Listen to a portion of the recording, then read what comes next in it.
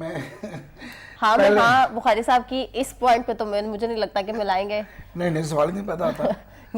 क्या solid reason इसके पीछे? बात ये है, उन्होंने शेख साहब ने कहा रेलवे की जमीन किसी के बाप की जागीर नहीं, जिसके ऊपर ये कहा कब्जा माफिया ने।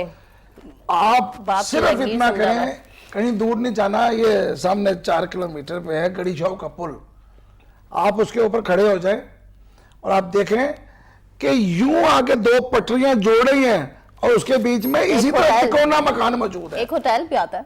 मतलब लोगों ने लाहौर में गुजरने वाली रेलवे लाइन के साथ रात को अपने वो चारपाई बिछा के सोते हैं, जानवर वहां बंधे। लोग अगर इतना करीब आ गए हैं कि आप पानी का गिलास बाहर फेंके ना कोई भीग जाएगा उससे। सही। ये किसने इनको हक दिया है?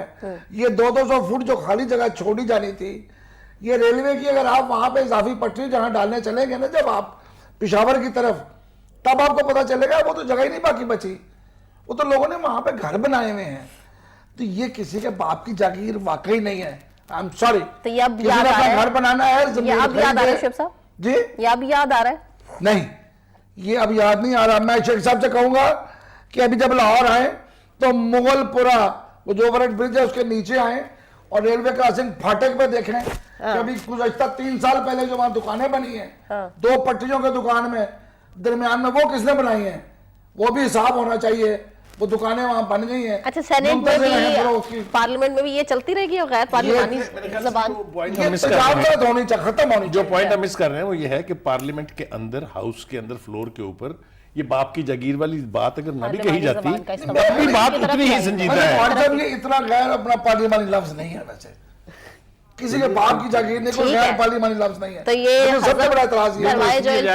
बाकी फवाद चौधरी, जरूरत पड़नी नहीं चाहिए। अल्लाह का वास्ता है, गूगल को मत जिम्मेदार ठहराए। चले मैं आपको साहब, ये पार्लियामानी जबान के लिए मसला पैदा है आपके मुताबिक, शेख साहब के मुताबिक बहुत ज्यादा कोई बड़ी बात नहीं है, पार्लियामानी लफ्ज नहीं है, कोई ऐसी चीज नहीं है, इतनी कोई बड़ी बात नहीं है कि आपके बाप की जागीर है।